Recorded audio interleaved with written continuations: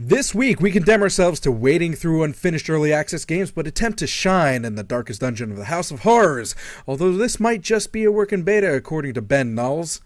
I don't know if I did that right, but this is episode 37 of the Indie Game Riot.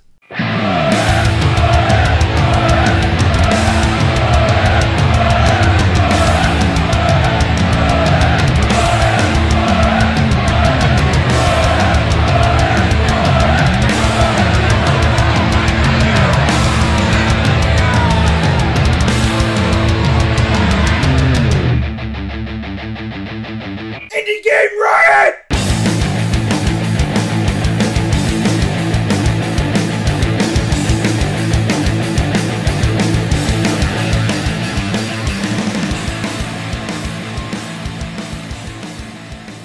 Hey everybody, this is JaShinYa, and this is episode 37, and this is Indie Game Riot, and this is Tech Rev and Ben Naulls from Working Beta. Did I get it that time? You got it. Yes! Yeah! I got it that time. I messed it up in the intro, but that's okay. We are here to celebrate indie games, and Ben is a big fan of indie games. What are some of your favorite indie games, just to kind of get the ball rolling? Favorite indie games? Binding of Isaac. I've probably got about 80 hours of that under the hood. It's a very good question. Risk of Rain, one of the things we're talking about today. Absolutely love that. Best soundtrack out there, not a question. Really? Better than Bastion? Better than Bastion. Can't stand Bastion. What? I know I'm making enemies here, but I can't stand Bastion. Wow. Yeah. I'm not necessarily the same way with Bastion, but I'll say something about a game. They'll be like, "Did you even play that game?" Like, oh, dude. Okay, he's referencing. Wait, this was an off show. This is in between segments. He's referencing the time he doesn't like Braid, which is okay, but he only played like 3 minutes of the beginning of the game. Like the first 2 levels, and it didn't do it for me. So it came out, and I was homesick that day, so I downloaded it, finished it in the hour it takes to finish that game, and was like, that's a game. I enjoyed it. It had this ambiguous story, which is supposed to be all creepy, and you try to infer your own storytelling, and I'm just like, no, you're just being lazy. Do you feel the same way about Transistor? And the worst thing is the final puzzle is a game mechanic they don't teach you in the entire game whatsoever. It's more trial and error and breaking the rules, which I don't agree with game design. So I think I'm the only one probably in a 50-mile radius who thinks that, but no, I can't stand it. Well, at least so you are pretty into the roguelikes, though, it seems like. Oh, hugely, yeah. So you're gonna like roguelites. I actually played Rogue back in the day, in fact. But you're gonna like our Peep Show game. Yeah, us old people unite. Have you played Crypt of the Necrodancer? Oh, I have. I've been playing the pre-release for quite some time. Yeah.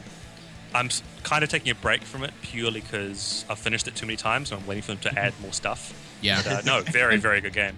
I haven't gotten past the second floor yet, but yeah, I like it. I like it a lot. Yeah, I'm not that great at it. I have no sense of rhythm. I haven't made it past the first. Just sense of rhythm, and you can't see the colors. just play as the bard. And then yeah, you're right. That just turns into one of the old style. Yeah, it's not really. It's the fun part is going in time to the music and stuff. I like using my own music too. I didn't like that actually. I did. So what have you been up to? Yeah, this week? man. What have I been up to? Well, you too. Okay, you could go. What? Who's asking who? Anybody. Go ahead. Go ahead. Well, go ahead, Ben. You're the guest. I just started my new job teaching game design. So I literally got offered the job the week before last on a Wednesday, and started that following Monday. So I've been thrown in the deep end. Have some material. Here's some kids. Go teach them how to make a game. So it's been a bit of fun. How old are these kids? Right out of high school, so we're looking between 17 and 24. That's awesome. And you mentioned actually you're going to host something at GDC. Was it? No. Something that you guys were hosting. We just finished 2 weeks ago hosting the Global Game Jam. That was what it was. Is that what you're talking about? Yep. Maybe that was so. Global Game Jam came and went. We got invited to host a live stream, so we set up basically an entire studio with 4 guests from some TV show hosts, some people from some comedy gigs we do some stuff with, and some of our other hosts. And we got a blob couch, a whole bunch of lights, pointed some cameras at them, and recorded for 3 days straight. That's awesome.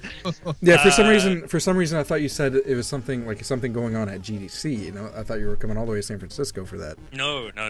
I wish, but no. We the biggest problem was most of the main hosts of the podcast I'm on is me, Cam, and Ash. We both wanted to be in the Global Game Jam because we're all coders or artists. So we not only was I there producing this whole live stream, but I was also making a game at the same time. No way. And it was fun. That's amazing. Hectic, I imagine, but all the issues we've had just now setting the stream up was nothing compared to the issues we had with I think I would have gone postal or something like that. It sounds like it sounds like all the issues that I'm having to fix in post with all the MagFest stuff we were. Oh man. How about you, Rev?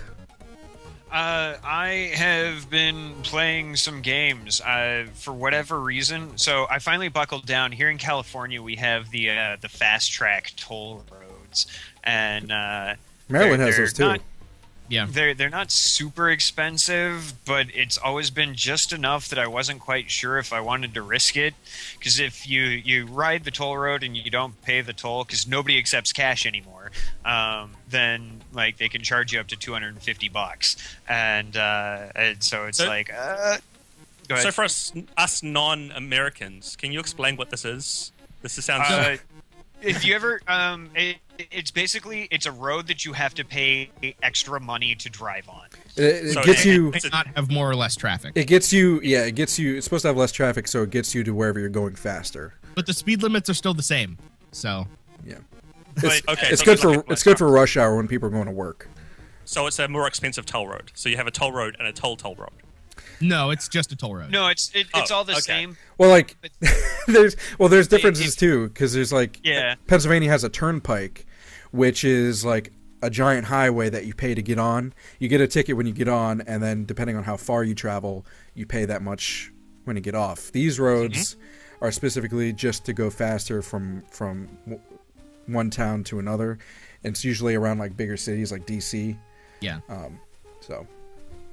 And for mine, I'm only on the toll road for 6 miles, but it shaves 45 minutes off my commute. Holy crap. How much does it cost you? During rush hour, it costs more, so it's $3 something. That's about how it is here. Worth it, I guess, on certain days. Mm-hmm. Yeah, no, it really is. John Odin, it's I'm going to drive home. Oh, GPS is it's going to take you an hour and 45 minutes. Or you could take the toll road. And so, I broke down and got a fast track pass, and I have to mount this in my car, and it sends out a radio signal. And that's the Easy Pass here. Yeah. Yeah, same concept. But it's it's nice. I've made it home generally before 6 p.m., and I've had time to sit down and play some games this week. It's actually kind of cool. That's awesome. Yeah. How about you? I went a little bit Kickstarter funder crazy a little bit with some of the games that we saw at MagFest. Starmazer just had this place in my heart, and I decided, I'm gonna throw money at them. And so I ended up getting the lowest possible amount that I could pay so I could get the cinematic poster that they were talking about wanting. It's actually different from the one that they were talking about from the first day. But it's still cool. It's still a poster. Yeah. And then I also backed Vidar at the tier that lets you put in a dead person in the cemetery and an epitaph for that person. What did you write it yet? No, not yet. He hasn't asked about it. I have ideas. I already know the person, the name that I'm going to use. I just don't know the little blurb. And then today I did. For those of you listening who know what I had to go through, I replaced the housing of my girlfriend's PSP, which might sound like, oh yeah, just do with some screws and plop the new one in. No, you literally have to take everything apart. Take every screw out. Take all the buttons off. Take the Wi-Fi adapter out. Was it worth it? Oh, totally. She's super happy about it. It took me about 2 Oh, hours. for the Which girlfriend. means he's gonna. Yeah, be there you super go. happy about it. Okay. Yeah, no, exactly. She was really thankful about it. So that was fun dealing with very tiny, very delicate ribbon cable. So yeah, other than that, just I don't know. I haven't really done much this week. You lazy bastard. Yeah. Well, All right. Well, how about you, Josh? I've been a patriot and have done my taxes. Yeah. The reason I'm even mentioning this is because it's going to help me get to Indiecade in New York. Nice. So hopefully, I mean, it's still like it's not 100%, but because I was about to get screwed by work. They have this big thing happening on the same weekend where they want everyone there, but I was able to work it out, so I can go. So, assuming nothing else happens or it doesn't change, I should be repping Indie Game Riot at Indiecade East. Awesome. So, looking forward to that. Do you guys have any questions for? Oh, Ben. One last thing you want to talk about. Talk about your favorite indie games. You're from Working Beta. I am. Which is a website. A website. Yep. Okay. I've got a podcast as well, Betacast. There you go. We've been doing it for about 6-7 months now. There is about 11 of us now doing various things, from writing articles to doing live streams to doing the podcast. We cover everything from the live events that happen monthly down here in Melbourne. Melbourne is basically the mecca of indie games in Australia. We've got Red Ant Software. We've got the guys who did Screen Sheet, who Moonman that just came out at Kickstarter. That's from Melbourne. Who else have we got? We've got everyone here. This is an amazing place to be. When does PAX Australia happen? Because I mean, PAX East is coming up soon. It just November. So it happened already. Yep. So okay. it has happened already. So we were there, running around like crazy, being let in early. It's great to be media at PAX, and shoving microphones at people's faces. Yeah, that sounds like. I mean, I'm looking forward to that too, actually, because I did submit a press thing for PAX East, but still waiting to hear back. Yeah. So hopefully, crossing fingers, we'll do that. I'm not sure what it's like there, but here they were asking for press releases as we're setting up the website, and there was you had to submit something at least 3 months old to prove that you're press, and we're like, oh, we just missed out. And like a week before it started, they're like, oh, we've got some extra press badges. So I wrote in quickly, I'm like, can I have like 3? And they're like, yeah, sure. And I'm like, oh, I should have asked for more. But that was brilliant. Yeah. I would bring. I mean, I was explaining to you before the show because Tech is pretty close to me. He could actually come if he could get off work and all that stuff. Oh, so. I bet you I can. Yeah. I could seriously, like, with where I work. I'd bring you to Indiecade if. I'd just be like, hey, I need 2 months off. All right, well, just let us know. I'd bring you to Indiecade, but it's a little late for you now, I think. I said submit your thing because I need one per person. But Rev, as we all know, is stuck. Not gonna make it. Yeah, stuck in Cali. It's a long drive. You know what else is a long drive? To the rehab center after you get an Indie News injection. Oh god, that was a horrible segue. Are you bored with the same old games? Yeah. Why, then give yourself an Indie News injection. Thanks, Indie Games. And this week on Indie News Injection, the very first story that we're going to talk about is actually a AAA game. But, bear with me, the AAA game, Condemned, it's a series, a franchise, 2 games so far. Everyone's always wondering, when's the 3rd game going to come out? It's a pretty popular series, horror, first-person type of thing. And the dev who created it is considering starting an indie team, to just self-fund itself to create the 3rd game in the series. It's not a definite, but it's interesting that they would be willing to do that, even to let it go, actually, the property. I don't know how that would work as far as licensing goes, but it would be pretty cool to see. I mean, we always talk about AAA devs coming down to the indie scene. Like, this is an actual game, a franchise coming down to the indie scene. Like, what do you guys think of that? I think this is weird because it's like, oh yeah, here are the development rights and the rights to Condemned, and he's moving it to a development team. But is that going to be like contracting out a team to like, hey, make this game for us? Or is it going to be, hey, this studio, we want to buy this from you and then make it?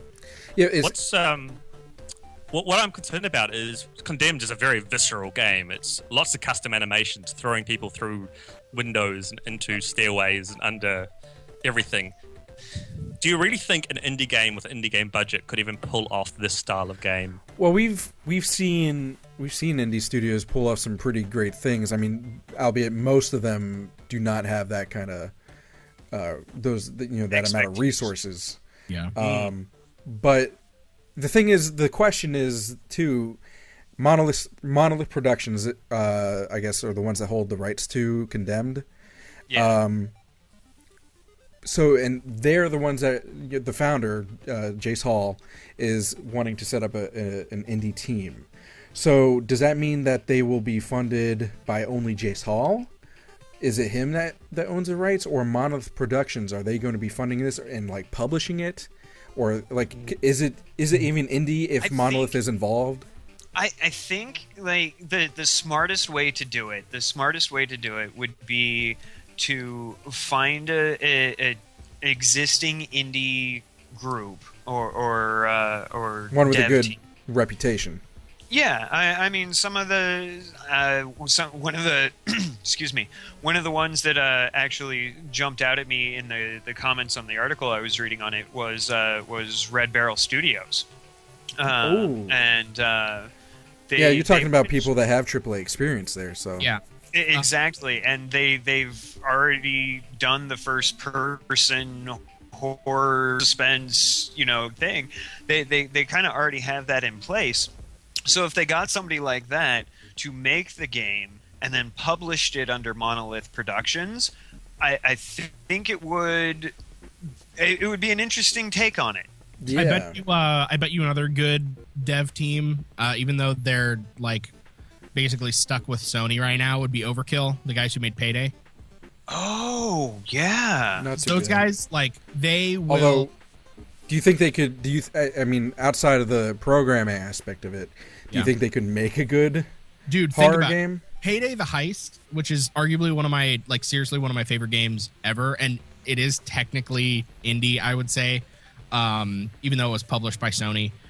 So it's on the line there, but it's like, it's beautiful. It looks amazing. The atmosphere is really good. The level design's really good.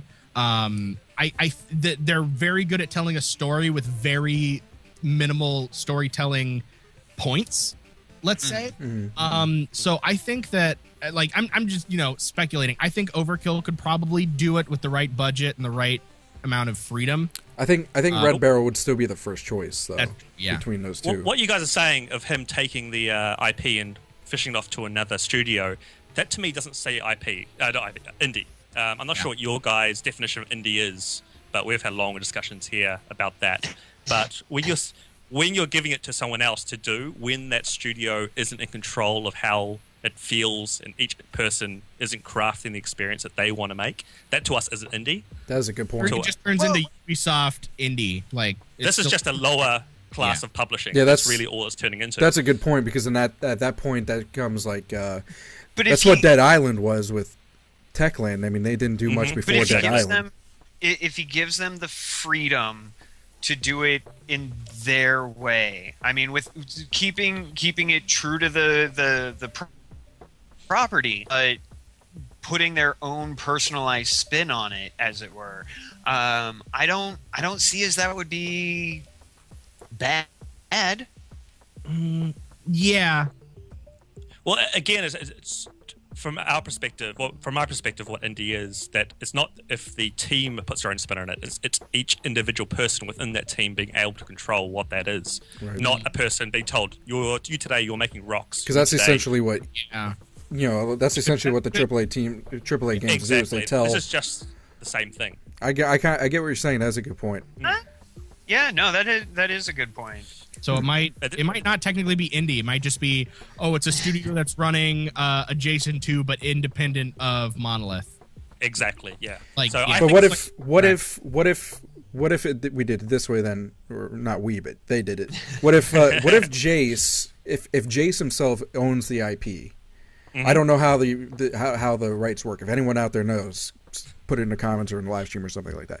But if Jace owns the IP as a creator, what if he set up his own group of people and he was just like the CEO of the dev studio, quote, but so it would be his control, but it wouldn't be Monolith. It would just be him, and it would be like a close-knit group of 10 people or something like that. Well, again, it comes down to what you consider indie. If you look at like Valve, they're indie because they don't have a publisher. They are a complete control of their own thing. And in this case, this exact scenario would be like that. So yes, they would be independent, but if it's indie or not, that comes up into what your definition of indie is. If it's like 5 people, I'd say yeah. If it's like 70 people, I would say no. It's depending what you want. Yeah, see that's kind of in line with us. We've never sat down and hashed out exactly. But our general thing is a small team, self-funded unless or crowdfunded. Generally self-funded.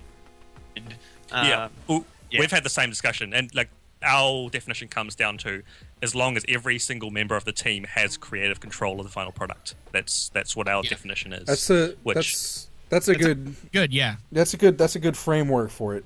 I mean, obviously, there's still a whole lot of gray space. And we've got a caveat that says whatever we call it. So if we want to talk about it, we kind of drew a line because a lot of people. I mean, for instance, there's Double Fine. Yeah, Double Fine. So there's Double Fine, and obviously it's a big studio, but most people consider it indie. We've generally considered Double Fine indie, except for Brutal Legend. I don't think that's indie, even though it's part of the indie box. But anyway, Double Fine, and then Telltale Games. A lot of people consider that indie. I personally put the line between those two. Yeah, Telltale Games is licensed. You know what I mean? It's not. I just have a hard time finding licensed indie games. That doesn't make sense to me. But Double Fine is as big as I think I would get it. Yeah, Double Fine is 65 employees, but they're probably splitting across a couple of projects at a time. So I would say it probably you could argue it either way because there's definitely people in there that are just doing their job. But again, the Double Fine have the Amnesia Week where they just tell the employees, go make whatever game you want and come tell us at the end, which is a damn good idea. So they give a lot of creative control to everyone. So I would say they're indie as well. Yeah. Well, you know what else is indie? The Indie Box, and they just recently announced their February box. So for those of you that know my fanboyism of roguelikes. Not too long ago, we talked about a little game called Risk of Rain, and they just announced that Risk of Rain is this February's indie box. So if you haven't gotten that, you need to go sign up now. I just realized that every time we announce these, it's like spoiling it for you because you get the indie box. I'm sorry. I intentionally don't pay attention to it specifically for that. I had no idea what. I had no idea what this. From now on, you don't have to announce it. Just don't look at the notes. Cover your ears. We're talking about something. So if you like Risk of Rain, or if you like the idea of getting an indie game in the mail, go check out the Indie Box. We like those guys, and we do have. I will say this: the Indie Box has dramatically improved the quality and content just in the 6-7 months that they've been doing it. Yeah. If you look at some of their past boxes, it was like, oh, we had a couple of stickers. No, this month in my indie box, I got a custom SNES USB controller with Super Win the Game, and it was labeled with Super Win the Game in the indie box, and they had again for us non-American. I'm assuming this is physical versions of the game. In Yeah. this box? Yeah, and this is they are worldwide. I'm gonna put this in the chat right now. Yeah, they do. They deliver to. It is more expensive to Australia, but they it's do like deliver. $13 shipping and handling. US. And again, Risk of Rain, one of my favorite games of the last few years. And the music by Chris. I can't remember pronounce his surname. Chris. I'm gonna look it up now. Christodulu. Christodulu. Amazing soundtrack. Yeah. And for those of you who are interested, we do have an affiliate link, so that way you can support Indie Game Riot as well as the Indie Box and the devs. Because, by the way, the Indie Box gives a lot, like a large portion of their income to the devs. So there's they're not screwing out the devs. So go check out the affiliate link. Support everyone. Custom box art.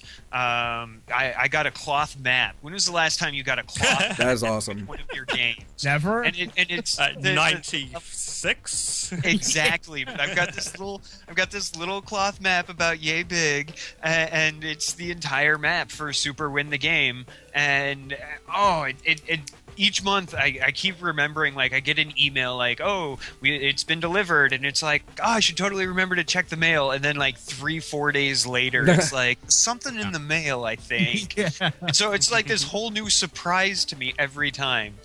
So definitely check it out. They are a fantastic group, and Risk of Rain, you can pour so many hours into it, it's not funny. Yeah. Speaking of things that were delivered, something wasn't quite delivered. We're talking about Steam Early Access, and someone actually removed their unfinished game from the service. We're talking about Under the Ocean. What? Wait, when you say they removed the game, The developer you mean removed it. The developer removed their game. Yeah. This had to have happened at some point, because early access is terrible at the moment. There's some really good games out there. Say, Crypt the Necrodancer is a good one. Like, it's almost there, but enough to. You can tell. I mean, it's not 100% true, but you can tell the ones that are very likely to be finished and are really good by how often they get updated. Consistent updates would be good. Starbound, Prison Architect's another one. Things like that. So, but the reason this is a big deal is because when things get removed from early access, which they rarely do, it's usually by Steam, because remember Earth 2066? That nonsense. Exactly. But the dev is taking accountability. He's saying, I don't know if I can deliver on these promises. I should stop selling this game. Basically, he pulled the game. Excuse me. He pulled the game from early access. The other person that he was working with developing the game, both of them decided, we're not seeing eye to eye on this. We're going to, decide not to make this game anymore.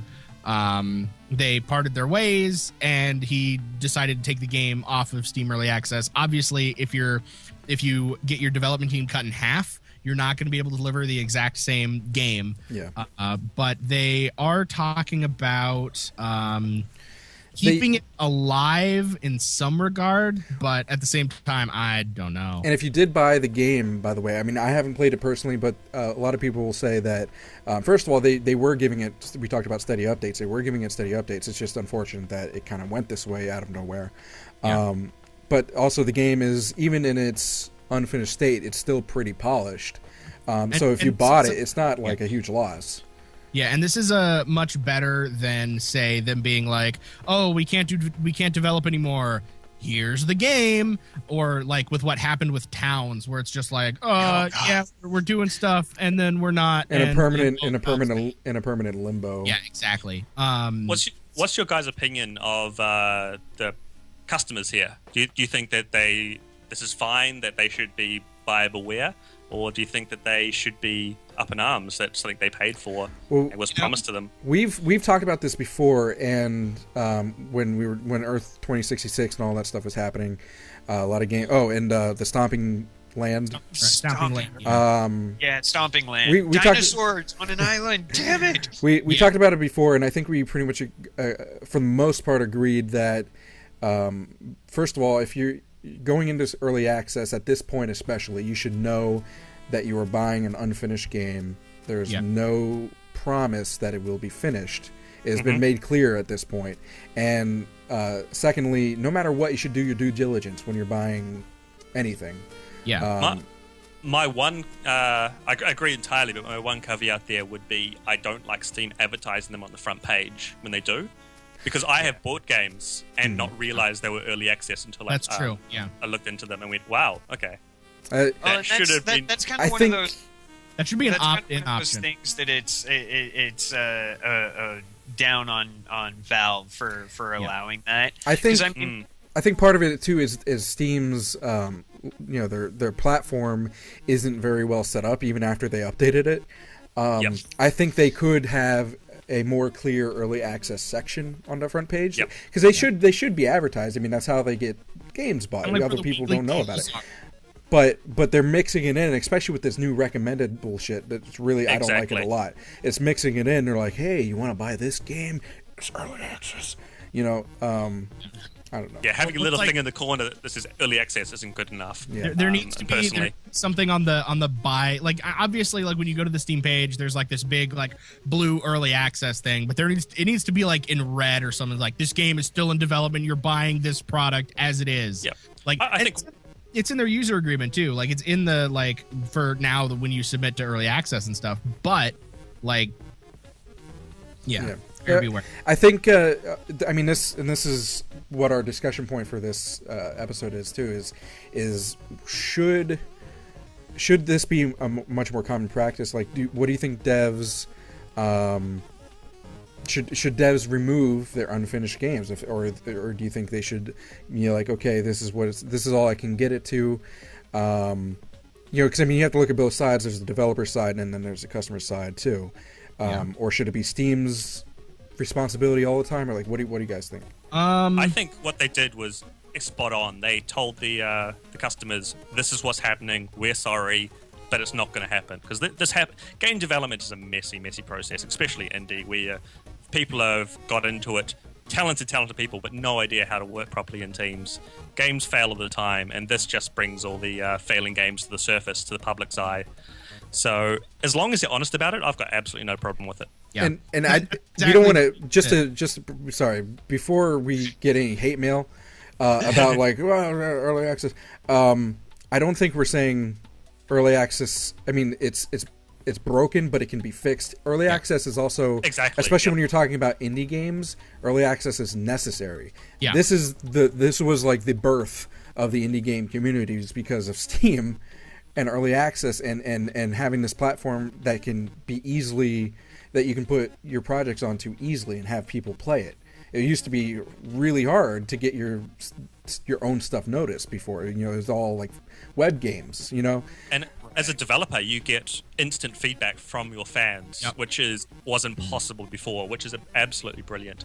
And the fans can contribute. Like they can say, "We want this," and they will. It's although it is a beta unfinished game that you are paying for, it's building a relationship between consumers and developers that actually is making the game better for the people that might want to buy it. Like when we were at MagFest, we were talking with Dean, who's making Vidar, and he was like, yeah, right now we're timing everybody on every puzzle. It's going into a data sheet, and when I go home every night, I'm plugging those things in, figuring out what's wrong with what they were doing and fixing that to make it so that it works for more people. Yep. Like you need Q&A, and these indie teams don't have the funds or the people or the clout to be like, hey, we just put out it. Like there was Air Brawl is like the only exception to that because they were on Reddit. They got to the front page of Reddit and it was like, hey, this is a game that we're going to start kickstarting. Do you like it? And everyone was just like, we love this game. Do this, do that. And but some people don't have that clout. There are games made by 3 people. Those 3 people can't Q&A on multiple different systems, on multiple different OSs. Like they don't have the resources to do that. So there are good things about early access. And I think also going back to what this developer did, being although similar to what Towns did, even though Towns, I think, did Towns release? I can't remember. No, well, yeah, It was. I think they released it, and then it was like, I don't know. Did they actually release it? I'm trying to think now. I can't remember. That's why I'm asking. I can't remember. Either way, it was broken, and they're not. Exactly. The whole thing was that they weren't taking it off of Steam at all, And they were still selling it. A lot of things that weren't available. Exactly. So, like, in the end, if this is what's going to happen, they did the right thing. Like, exactly. Agreed. What? Yeah. So. All in all, I think forcing, because I mean, Steam is, and this is more the business side of things as opposed to the developer versus anything else. Steam is a publishing platform. They are an infrastructure that is in place to help developers. I don't think that Steam has that responsibility. It really is up to the development team. And I mean, we talked about it when Double Fine canceled their last 2 games. Well, I wouldn't say it's not their responsibility. They're the ones that are letting the games on in the first place. No, they're not. Because, and I'll tell you why. Because, Josh, you have this dream that in the future, Indie Game Riot's going to provide a service similar to that, where game developers come onto our stuff. And granted, we're probably going to be, we're at screening least in initial phases, a little bit more responsible and uptight about what we allow on our site. But the point is, if we put up somebody on our site and say, hey, you guys can totally buy this game. Sure, it's early access at the moment. This is Alpha 0.5. Well, I think we can also have the responsibility of making it more clear. I agree entirely. I think Valve have a huge responsibility to the customers, because they pretty much invented this early access to the wide public. Rev's like holding his fist up. Your point. I'm also against saying that it's just them. Like, the developer has. I didn't say it was just them. No, agreed. It's mainly on developer, but Valve still have a horse in this race. They still have some responsibility. It's their platform that they're allowing them on. They can't allow people to start selling dodgy or misleading stuff on their platform. It weakens their entire brand. I want to know that everything I buy on Steam is of X quality or greater. I mean, that's why. So do you? Going into the AAA trash scene for a second. I mean, you blame Microsoft for we'll say Assassin's Creed's most recent, or something along those lines. You blame Microsoft. 100% I blame Microsoft, because Microsoft, as well as Sony and Nintendo, have a huge big long list of things a game has to have. It has to have precise. Like, buttons can't be this close to this edge of the screen. They completely ignored half of that to get these AAA titles like Halo. Well, it's all about like the money Unity, for them, yeah. Because they needed the money. They broke their own rules. And as long as you're consistent, I will allow the argument. I'm not taking the blame away from Ubisoft in this one. And you talked about weakening our brand, though, because I mean, not to talk shit on other platforms, but Desura, for instance, is another launcher, and there are some really good games on Desura, but people don't use Desura, one, because, I mean, Steam has a huge market share, but also Desura, if you look at all the games on Desura, there's a lot of really low-quality stuff. I mean, kind of, people see that and they're like, okay, this is just another one of those, like, I think Steam is trying to basically bridge the gap between Newgrounds and Nintendo, with Newgrounds being they're trying to bridge the gap between Newgrounds and Nintendo. Newgrounds is everybody submits stuff, people vote on it, and everything gets in as long as it meets a certain requirement. And then Nintendo is, we're only going to release stuff that's good, and we're only going to release stuff that's done. Nintendo's like, we're only going to release stuff that's ours. No, I'm going back to sports ball. Not fair. I'm going back to sports ball and what Austin said, and I'm gonna say it again. Yeah. Nintendo isn't about their own IPs. Nintendo is only about good games. Whether or not done games. They were only about good games. They were, yeah, exactly. Forgetting about any IPs that you may or may not like from them now. I do miss their seal of approval they used to put on everything. Yeah, exactly. Those are the days. Steam is trying to both allow people to publish on their platform, because obviously more people selling more games, it's going to sell. Same with iTunes. iTunes figured out early on, if you put a song up there, people are going to buy it just because it's there. Yeah. You put a game up on Steam, people are going to buy it just because it's there. People are going to download a free game just because it's free. People with the money. There's so many bad games on Steam, but they were made by indie developers. Like, I mean, there are broken games. There are games like you see online personalities and reviewers talking about. It's like, can you believe that Steam sells this game? There are iPhone ports all through Steam, which is just terrible. Exactly. And because they already have a publisher, they're like, hey, publisher, put this on Steam. And they haven't touched anything. So it also might be an issue of Steam being bigger than they can be, with them having the massive amount of popularity, with them both having to worry about development of a new engine and new games, and then curating their store. But they're a big company; they can hire people, and Steam support is notoriously slow. It might have been a move too early. They might not have had they might have had the resources allocated properly, or I don't think it's the resources. I just think that no one has solved this problem. You look at everyone from Sony and their store with all the crap that's floating to the top, the iOS store and the Android store. Yeah. There's just so much stuff. Anyone can put stuff on there. How do you make the stuff that's good go to the top and the stuff that's useless not exist? No one's invented that. Coming back to early access too, okay, so Steam has a huge team because it's Steam and Valve. Why is it taking them so long to... And they know it's an issue. Everyone bitches about it all the time. Oh, yeah. So why is it taking them so long? I mean, a freaking one dude from Russia created a layout that's better than what they have now. It's one dude that did that. You know what it is? It's because it goes back to the indie conversation that we were having earlier. Valve is basically turning into what Google has turned into, which was basically a corporation. You have people on top listening to people who are slightly below them about decisions that they need to make, and then telling people to do them. Someone who is designing the layout on Illustrator or whatever program they're doing isn't going, this is a dumb idea. It's going, I need to do this or I'll get fired. Yeah. Look, I can 100%. I work at a company that is just like that. We're a huge company. I'm at the bottom.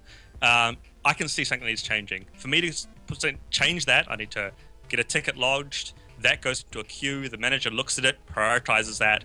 Then at one meeting in 2 months' time, gets pulled out. They think, can they have the resources? They do have the resources. It goes into someone else's pool. Then it goes into the build of the software gets fractioned off, and someone works on it. And then there's testing, and then it goes on and on and on for months. I think they have their priorities. I think they have their priorities a little mixed up too, because I mean, they actually did just recently, like I said, they recently updated it, but their priorities are money and granted, they are a business. That is their number one goal, is money. But I mean, they know it's a problem, and they changed it, and it's worse. In my opinion, anyway. I don't like this. I don't like this recommended shit, and they're doing that because they're like, okay, how do we get people to buy more? By recommending stuff they might like. Recommended is their attempt to try and solve the problem I was just talking about of trying to get the good stuff to float to the top. So you would follow a reviewer, you would follow someone you trust. I don't mind it. I follow a couple of people, and I get some okay stuff. Like I will admit, it doesn't solve the problem, but it is an attempt of theirs to try and solve it. I don't personally like it. You know, this is actually going to be it's going to be an argument until it actually gets fixed. Till the end of time. Exactly. And I'm actually kind of hoping that, and this goes sort of back into like company speak too. The big corporations aren't innovating. It's the startups that are getting some clout and getting some money that are innovating. So we might see, like with Humble Store now. Itch.io doing a lot of things now. There's going to be somebody who comes along and is going to innovate in this particular market, and it's going to work, but it might not be for another 5 years. Yeah. Well, it is until the end of time. But you know a game you could possibly play to the end of time. What's that? The one that we're doing and starting the riot. Starting Riot.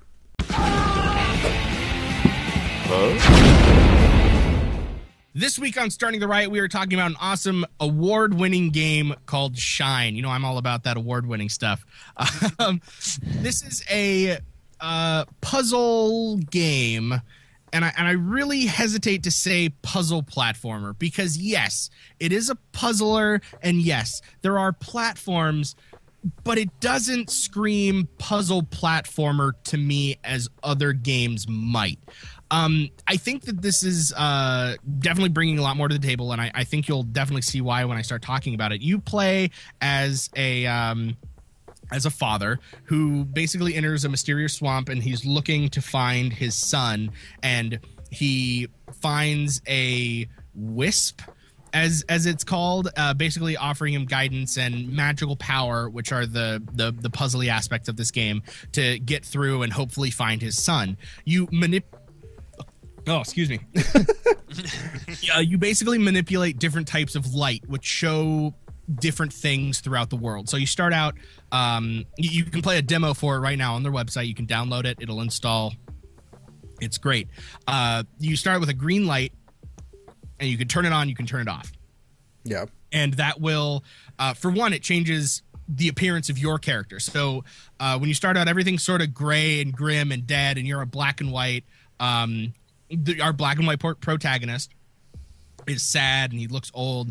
As soon as you turn the green light on, he gets his color back to his hair. He's smiling. He looks younger. And the world around you in your little bubble of light starts to change in the way it appears. And not only does it change, but you can also see invisible platforms that may or may not have. It's kind of like seen. It's kind of the same, a similar mechanic to what was it, Closure? Where you're using, is it Closure? It's a game like that where you would use like light to discover like ways to get through a certain level. Right. Like, from yeah. But points. With this, you're not only discovering it, you're actually materializing it. So you can, if you turn the green light on and you see a platform and you jump to it and you turn the light off, you're going to fall through that platform. Well, it's the same thing with that game I was mentioning. Exactly. Yeah. And that's why I said that it isn't really it's not a platform heavy game. Yes, there is platforming, but it didn't. As you're saying that, the video is showing him platforming. Yeah. but to me, it looked like it was a platforming game, the epitome of it. Yeah. But it didn't feel like a platforming game. Okay. It's the actual embodiment of a platforming game.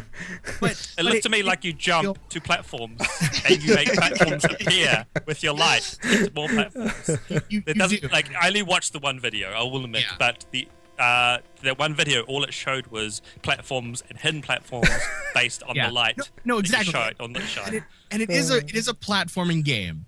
It's just I went through one. But a platforming, yeah. And obviously you can say whether or not this is what it actually is or not. But like there's one puzzle that I ended up going through, and it took me a while to figure it out because you can activate gears with your light, and I was like, how am I supposed to activate this piece and get through here, because I can't walk that fast, and just doing all this, trying to think like, what am I actually supposed to do? And then it took me like 5 or 6 minutes, and then as soon as I figured it out, I was like, oh, it's not about the platforming, because it was putting all these platforms in front of you like, hey, there are platforms here, use them. But so you're saying it's more puzzle heavy then. Yes, I would say that it is definitely more puzzle heavy. The platforming is very much so a means from point A to point B. Well, that's generally what platform. No, it's less the mechanic of the game. Like this isn't designed as hey, this is going to be the platforming game. This isn't going to be a Super Meat Boy, or it's not going to be even like. It's not an action platformer. You're saying? No, it's definitely not an action platform. It's a puzzle platformer. Or a puzzle platformer, if you will. Yes. One thing that did... That's a good... Actually, Swift Illusion in the chat made... in the live chat, he or she actually, I'm not sure. Yes, exactly. Made a good point, calling it... It's the platforming is the puzzle, not the challenge. Yeah, exactly. Yeah, that's actually a really good description of this. Yeah, it is. And I was going to talk about the voice acting, because oh my god, it is amazing voice acting. I was actually going to say not exactly the same thing. Really? Oh, okay. I thought that voice acting was a little bit not lacking. It just felt a little bit low budget. Are you talking about the audio quality or the actual acting quality? The audio quality was spot on. The acting quality was almost spot on. Like, is it the same in the game that is in the video? Is it the because I'm going again by the video? Videos. I haven't watched the videos. I have watched. Okay. I've played the demo. They may have picked the best audio for the demo, video. Then That's true. The audio quality was great. The acting I found for the main character was a little bit, and coming from somewhat of a voice acting background, a little bit trying too hard. Forced. Yes, forced. There's your English, man. It felt like they were acting. It didn't. It's not platforming. You're just jumping from platforms to platform. One of it's not. Yeah. He's trying too hard, but it's not forced. He's not acting. He's just acting with his voice. It's weird because there were so many things that were so good about this game and really drew me in, and there were like a few things, two specific things that I thought didn't really specifically appeal to me. One of them was the voice acting sort of pulling me out a little bit, and the second was that, and another reason why I say that the platforming isn't the challenge here is because the platforming is a little bit floaty. Okay. You jump and you. The jump mechanics are always the hardest in platforms. Yeah, it's exactly. always the first thing you notice. So No one what gets it did right. you So few that I can name it. what did you like about the game? I liked the mechanic. The mechanic was amazing. The art and the utilization of that. Also, it being 2.1D, with things being both in. It's not 2.5 because there's not a third dimension. But your character and other bosses being in 3D and interacting in 3D, whereas all the puzzles and platforms are in 2D. Exactly. I really, really enjoyed that. The switch in styles between the different types of light are also amazing. This game also doesn't stop to like put this big elaborate story in front of you. It's just, here's the game. Like the story is going to happen. And I really appreciated that. I'm kind of getting a Limbo feel out of this. Is anybody else? Yes, I definitely did. I don't know. But it was I felt the same way. I agree. Yeah. Really? I kind of see where you're getting it from, but I don't know. I think it's Limbo was more. I think Limbo was just a different kind of puzzle. It was more of a timing challenge than it was. It's a different. This has timing in it too. Okay. But it is different mechanically. But as I was playing it, it does not feel like Limbo. It definitely sort of looks like Limbo, but as soon as you pick it up, it is a completely different game. Outlast on Xbox Live. Sorry, reading the chat. I forget. Sometimes I forget people can't see it. But anyway. So, are there any questions that you guys have or comments about? Where can we get it? How much and who made it? Yes. Oh, it is made by. Hold on, I just had it up. Zeppelin Studio. Yeah. Look at him. Studio. It's published by Meridian 4. You can pick it up on Steam for $8.99 normally. It's on sale for 50% off right now for $4.49. But obviously, if you want to support the developer, wait for it to go off sale. But sales. It's won tons of awards, like I mentioned. For I think this is the most you've ever criticized a game, by the way. Yeah. And so it's interesting how many awards it's won. What does that say about your taste? No, but the crazy thing is that I would buy this game. Yeah. So I mean, the important thing is that you had fun with it. Oh yeah, I actually did have a lot of fun with it, and I think that's sort of why I'm a little bit more critical on it. It might just be my perspective. I really like this game. It should be better.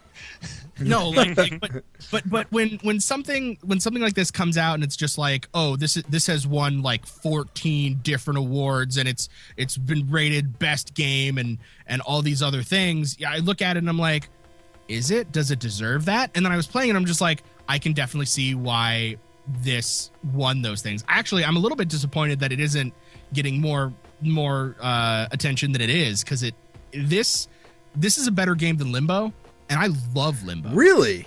Yeah. Is it? I think Limbo was great. It was just short. It is mechanically more diverse. You use your brain a lot more. Limbo was pretty simple though. Yeah. Limbo was pretty simple. It got hard towards the end, but Schein really shines through with its like focus on and just like it really, I don't know, like I can definitely see why it won awards. But I'm disappointed that it didn't, because I'm I think it's like every episode now. I'm super picky on controls, and I'm super picky about platforming mechanics. One nice thing I'm noticing too, though, is just with platforming, the platforming part of this, you die and it gives you a pretty quick respawn, and it's pretty close to where you died at. I would say so that it's good spacing with those points. The spacing is okay, but it's definitely actually punishing. Like there's some game, like there's some games. There's a part where I got through a part pretty easily. I was like, oh yeah, no, I get this, and I had to ride a moving platform across, and then jump to this other thing, and then I died at the other thing, and it's moved me way back to the moving platform. And I'm just like, now that I got it, I'm a little bit annoyed that I have to do it again. And I obviously, if it was put back right where I died, I was like, oh, okay. But, it also might have been just that point. Mm-hmm. But like, as critical as I might sound with this game, I'm only doing that because it has so much going for it. And the fact that it's even voice acted is like a huge thumbs up. The quality's good. Like, controls are like 90% there, in my opinion. So you think I mean, just a little bit more polish, and maybe it's just lack of experience. I don't know what the dev's experience is in creating this kind of game. They just came out of school together. Well, there you go. I mean, I'm literally just reading their about page right now. So. Lack of experience. So I mean, for a debut, it's great. Yeah. It's great. But you're talking about new things. Yeah, we've got a new thing on a peep show. Please give all your attention to early access.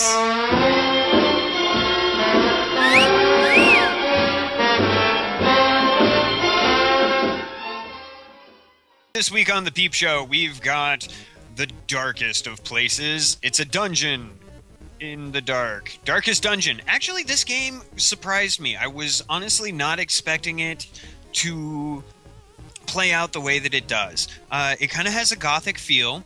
And if you look at the art style for it, the only way that I can really describe it is that it's like a pop-out comic book. Like think Frank Miller's 300 kind of brought to life in a pop-up comic book. Where are you going with this? Okay, so that allegory would tell. But this game got a very heavy inked style. Yeah, it's like the old comic books used to have when they like half the page is black. It's exactly the same. And one that actually ties really heavily into one of the primary mechanics. If you're watching the video on it, you see up at the top that there's this there's a torch there, and there's a bar off to either side. That is your light meter, and as you wear down torches, it starts to get darker. And the interesting way that they tied that into the game itself, as opposed to just like, oh, you're running out of light, you need to hurry up. You don't actually end the game when you run out of light. It just gets exponentially harder. And so it's one of those things where it's you don't want to spend the money on torches because they're kind of fucking expensive, but you also want to have a chance at combat. And I've only played about an hour or two of this game, but I'm already hooked. It appeals to everything about what I enjoy in a simple game. I think I always love games that like bring out a kind of allow you to play your own story in a way. And this game, the fact that depending on how you play, different characters might go crazy. There's different things that happen every time you play, depending on what happens. As far as that's really redundant what I just said, but you know what I mean? Because there's that insanity feature to it. Not even just based on what happens, but depending on the randomized this is technically a roguelike. I mean, the maps are I've now gone through the same section of the same dungeon 9 times and had a different map each time. Right. And each of your characters, like the video that's showing right now, this is the kind of training of the game. You're getting to the town that you go into the dungeon for, and it's really combat's pretty simple. You get a couple of options that you can use, and they have a couple of ways that you can target. Some of them are self only, others are stun, and so on and so forth. But each character that you play has their own personality, their own little things. Like I had after my first group of 2 starting guys here died, and you will die a lot because this game is ridiculously hard, even if you have full light. But don't you get attached to them though? And when they die, you're like, nerd, like honest, Darth Vader. I found myself caring more about my first team of 4 than the I originals. did anybody else, because it was just like, oh, I had a plague doctor, and the plague doctor. It's different every time though, right? Your starting group. Well, no, you always so far you always start with these 2. Or maybe if you start the game, if you start the game fresh out, this is the very beginning of it, and it's kind of the tutorial. And they mention in a couple of places that they'll be able to skip the tutorial, so I assume they're going to jump you straight to. Now, keep in mind, this is an early access game. You are going to run into a couple of bugs. Nothing super game breaking. Have you run into some?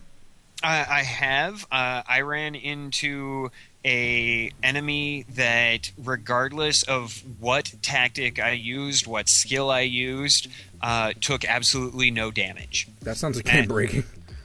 Well, it kind of wasn't, because he killed my team, and I went back and I hired 4 new heroes, and I went into the dungeon and got a new map, and I didn't encounter him again.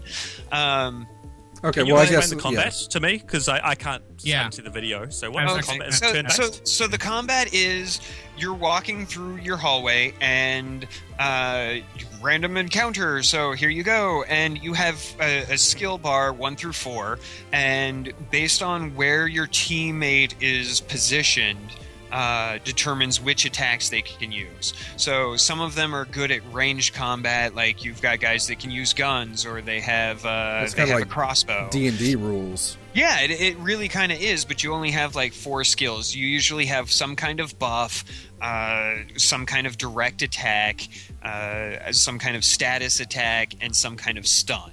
And that seems to be fairly consistent across the classes that I've encountered. And your character gets highlighted. This is the one whose turn it is. You select your skill, and then the possible targets are highlighted below. With that attack, you can reach this person, and you click on the one that you want to attack, and it goes, and you deal the damage. The one concept that I haven't quite gotten a hang of yet is the sanity aspect to it. Like each individual character gets a randomized, much like Rogue Legacy had the traits. Your characters in here also get traits, and those traits can be beneficial. Like I had a paladin who, anytime you came across something that was like a shrine, he got a message from God or the gods, and he could remove the treasure from it without triggering any traps. That's awesome. Which is really nice, because everything is basically trapped. That's I really enjoy like the personalities of the characters, and it just really makes it a little bit more immersive in that way.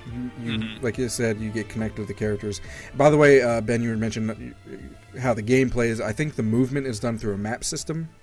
Yeah, you have to click on different rooms. You're on the you get a map in your lower right hand corner, and you start off in the room, and whatever happens in that room, and then you want to transition to the next room over. You click that room and you move into the hallway, and then walking forward and backward is A and D, and then, you know, if there's a trap, you can try and disarm it, or you can try and loot something that's just sitting there in the background, and then random encounters.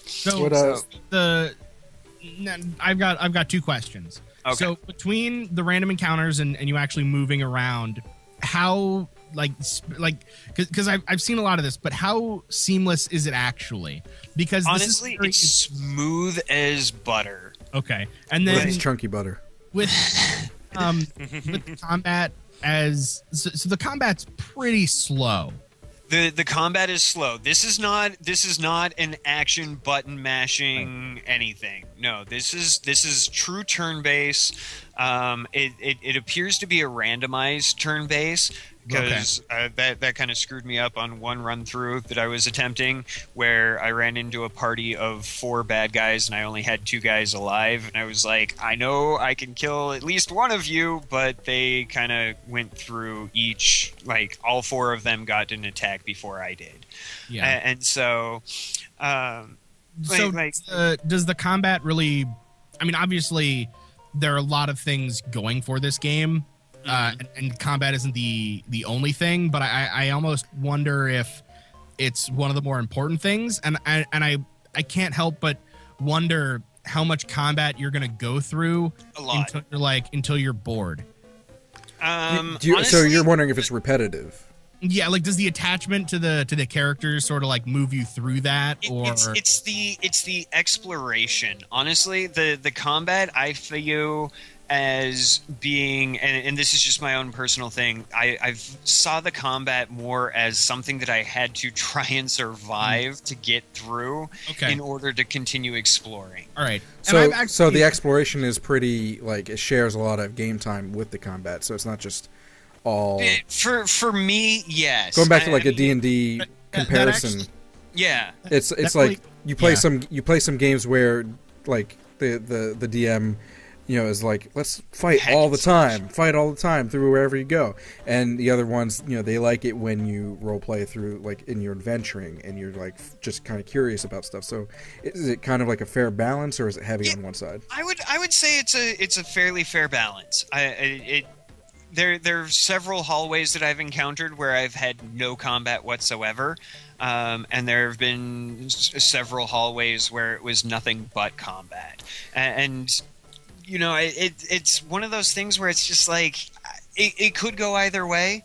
I enjoy it. The combat is, despite my gripe about it, it's still fun. The randomized aspect of it, did I make sure that my guys were placed in the correct order in their walking path, you know, stuff like that. That feeds the number cruncher in me, and trying to find ways that I can min-max the hell out of it.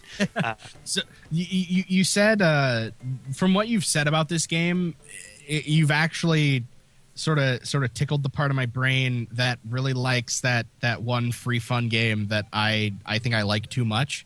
That shop.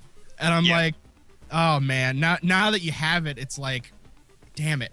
Now you want it. It really hooks you. Well, one other question too is that just from watching videos and things like that, it looks like there's a lot going on in the UI and everything like that. Is there a learning curve to it, or is it pretty simple to use?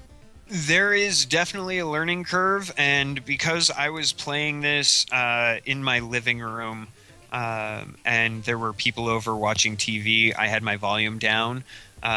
It's kind of, if you miss some of the audio, because any tool tips that you're given when you're starting out are all audio, and that is my one big gripe about this game. Like, my number one big, seriously, Red Hook Studios, if you do not fix this, we're done. I need subtitles.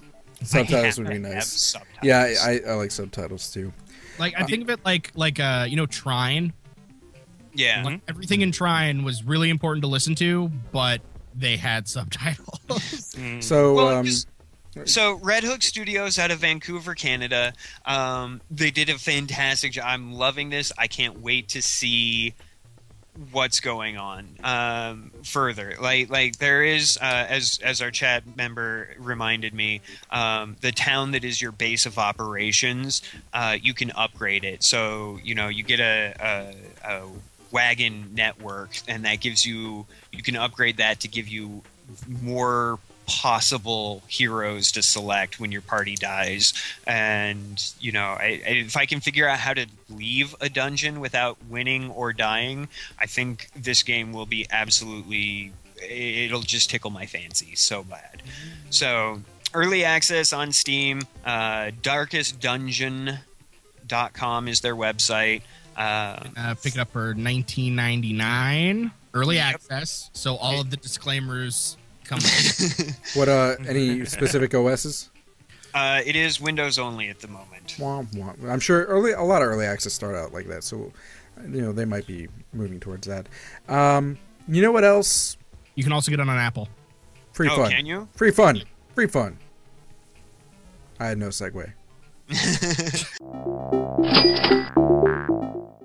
And this week on Free Fun, we have a game that's actually been making its rounds on YouTube and everything like that. It is called Spooky's House of Jump Scares. Now, this game is kind of tricks you when you first start playing. It looks really cutesy. It's kind of like it's jump scare.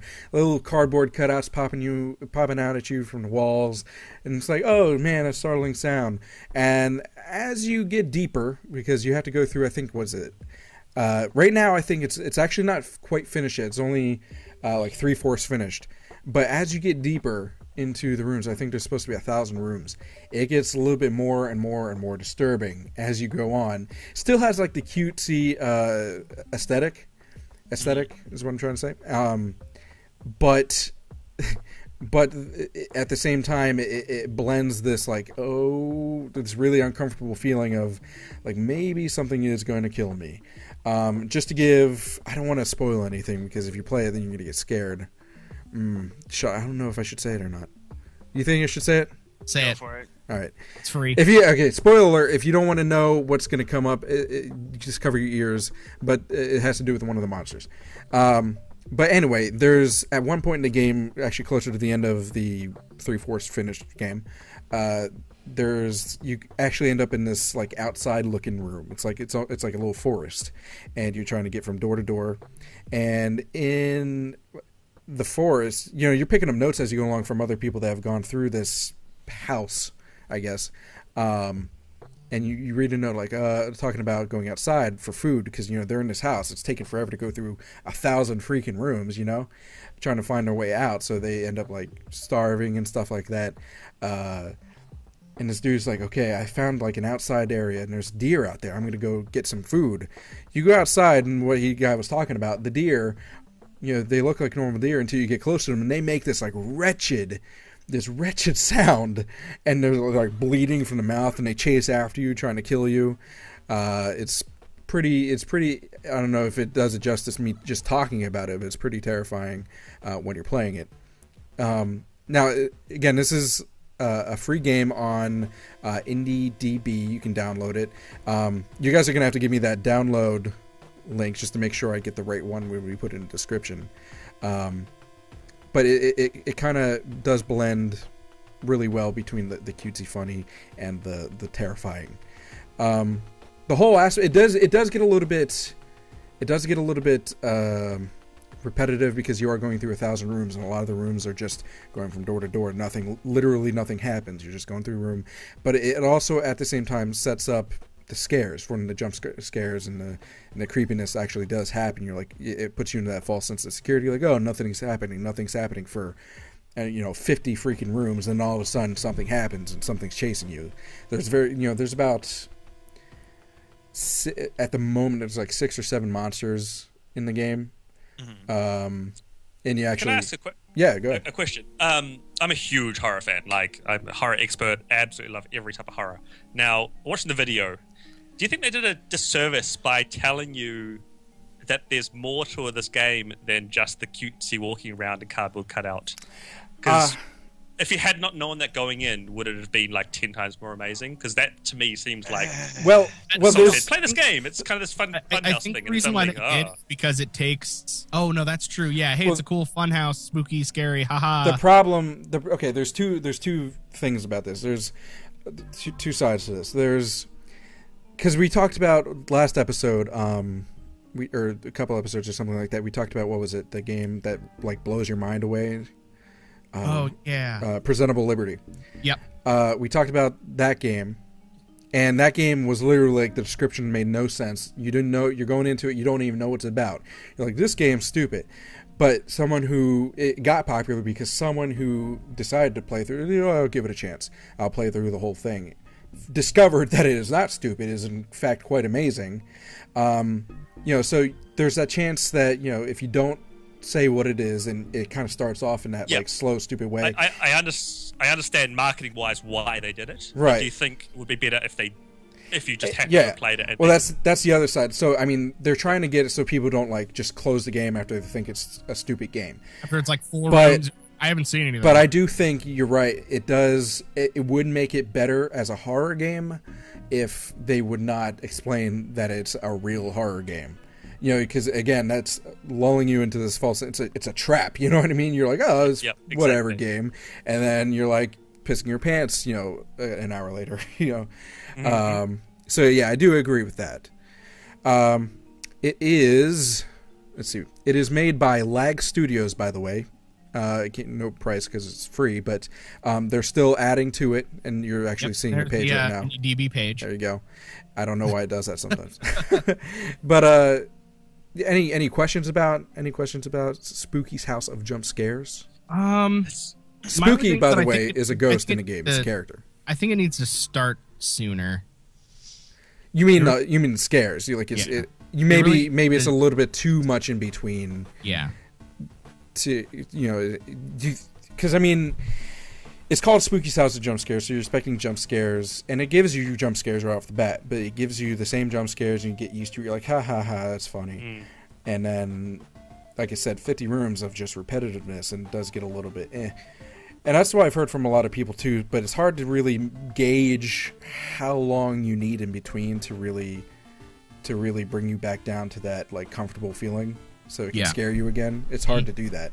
That makes or breaks. That makes a difference between really good horror games and okay horror games. You know what I mean? Yep. Yeah, definitely. Is it more of a like they talk about jump scares? Is there a lot of psychological scares, or is it just more gore and jumps? The scares in the beginning, like I said, the cardboard cutouts that jump out, that was like the jump scares, and I think the name of the game even is supposed to lull you into that security.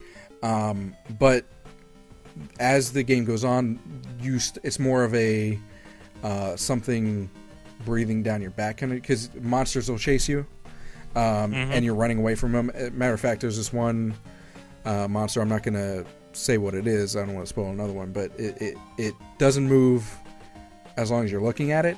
But you kind of have to see where you're going at the same time to get through the room. Yep. So you kind of have to turn around. And it's like and it follows you through multiple rooms. It's not just one room. So there's that kind of scare. You're like, oh god, you're constantly running for your life in that part. The deer I was talking about, that disturbed me. Good. So there's I love disturbing. Yeah, there's different, and then there's just the general creepiness of like there's the whole backstory to the house, and it's not fully explained because the game's not finished yet. But like I said, Spooky is a character. It's a girl. It's a female ghost, like a little girl ghost that is like telling you to go through the house at the beginning. You think she's really cute, but she's apparently, you find out through the game that it's not all what it seems. And then, you're picking up notes as you're going through, and you realize other people have been through this, and you find out their fates. It gets creepy and disturbing through those too. So there's different kinds of horror aspects to it other than just the jump scare. As a matter of fact, I think jump scares are probably the least utilized. Well, I wouldn't say least utilized because it happens all the time, but it's the least. I feel like they sort of lull you into a false sense of security. Like it's almost like mocking you. It's like haha, it's a cardboard cutout. Run for your lives. Yeah, it's kind of like that. They use it a lot, but it's least. It's like they're not dependent on that to scare you. It's not the purpose of those. So, the jump scares should always be used sparingly. They're effective, but they're cheap. You know what else should be used sparingly? What's that? This show. The ending of the show, because it only happens one time per show. If it ended multiple times, that'd be kind of weird. So you use it sparingly. That's where I'm going with that thing. That was brilliant. That was artistic and amazing. Thank you. My genius precedes me, I see. For those of you who are watching the live stream, we do have recorded versions all edited and pretty with bumpers, gameplay footage, which actually isn't this one because of the... we're awesome now. But it has bumpers and background music. By the way, this week's background music... Back on the camera? You know what? Let me get there. I'm just making sure. Thank you. Actually, I forgot. Yeah, no, it's there fine. I am. This week's background music is by from another game that we found at MagFest when we were there, Pixel Noir. And there he is. It is by... Kunal, I'm hoping I'm pronouncing this right. Kunal Majmudar. Pixel Noir. Let me see if I can get his name. Names that aren't. It's actually backwards on my camera, but that's the best I can do. Kunal Majmudar. On the stream too. Go check out his music. I'll have his link in the description. If you are watching the recorded version, we do have live streams every Friday at 9:30 p.m. Eastern Time. Eastern Standard Time in the U.S., since we have an Aussie on the show. I'm sorry, Kiwi, who lives in Australia. Thank you. There you go. So you looked really offended. I was like, oh, yeah. Yeah. It's like, dumb Americans, they don't know any better anyway. Dumb fat American. Yeah, so Eastern Standard Time, and it's on hitbox.tv/JaShinYa. The recorder version is on youtube.com/JaShinYa Gaming. You can contact us, by the way, if you are an indie dev or an indie musician or anything like that. We'd love to feature stuff on the show, or at least write articles on our website or anything like that. You can contact us via Twitter at IGR Podcast or Facebook.com/IGR Podcast. We also have our website, IndieGameRiot.com, and our email, contact at IndieGameRiot.com. We also have one new thing. I actually don't know if I told Rev. I know Tech knows about it. I set up a Patreon account. So if you enjoy Indie Game Riot, you enjoy what we do, and you want to help us help indie games and the developers and just make the community a better place, consider checking out our Patreon and becoming a patron. You can do anything from $1 on up, and there's rewards, and we have goals and everything like that. And you can, it's a monthly, it takes the money monthly, but you can stop at any time. So, if you're worried about it, constantly taking money out, it's not. You can stop it. You can also set a monthly limit too, if you for some reason had to worry about that. So yeah, Patreon. Go check it out. Cool. We have a link on our website on the right hand side. And I'm gonna say I'm gonna cut off your well polished ending and just say thanks again, Ben, for coming on our show. Ben with Work in Beta and the Beta Cast Indie Game Podcast. Thanks for that. Yeah. What is the URL? www.workinbeta.com. Our podcast is quite different to this. It's less organized and more just a whole lot of guys and girls chatting in a room, bitching about stuff. We swear a lot more often. But this is a pretty clean show for us, actually. We normally, because we're in the same room, we normally get in guests. A lot of developers come in. But no, if you want something slightly different, but you want more indie games, come over to our side. Where we also have articles, live streams. We have Let's Plays, everything. We also have our Patreon /Work in Beta. Go there, give us money. It's great. You can buy stuff. Or just Google us. Seriously, like don't. Who cares about what our Twitter and everything else is? Just Google us. We're everywhere. Everywhere. And I think we're going to work it out that maybe I was going to get on your show at some point soon. Yep. We'll organize that somehow. So if you wanna, if you love my sultry voice, check out Work in Beta. Thank you so much for coming on, and we'd love to have you on again at some point. Yeah, no problem. It was a ton of fun. And any last words, gentlemen? Make sure to keep watching the website. We've got a lot more. I know there's talked about this last week, but we've got a lot more MagFest stuff coming out. We talked about a lot of cool new Kickstarters. We interviewed a lot of new devs. Still a lot more interviews coming, like Tom. Oh, so many interviews. A lot of Fulp. Tom Fulp is actually next. Tom Fulp is next. There you go. You've already seen it if you're already watching the recorded version. Yeah. But yeah, definitely make sure to watch out for that. Yeah. Ben, thanks again. And Very welcome. say goodbye, gentlemen. Goodbye, gentlemen. Goodbye, gentlemen. Have a good one, folks. Toodles.